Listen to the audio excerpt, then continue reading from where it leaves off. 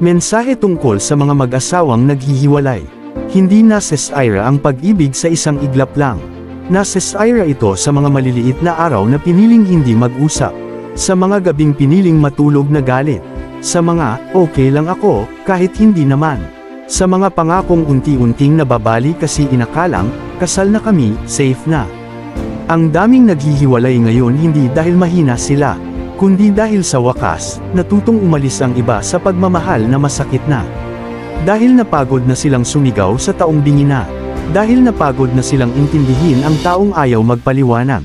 Tandaan mo, ang kasal hindi kontrata na, no matter what. Ang kasal ay araw-araw na desisyon ng dalawang tao na piliin ang isa't isa, kahit mahirap, kahit nakakapagod, kahit hindi na kayo yung dati. Kaya kung kasal ka pa, lumaban ka, pero huwag kang lumaban mag-isa. Kung hiwalay ka na, hindi ka bigo. Minsan ang pagbitaw ang pinakamatapang na pag-ibig.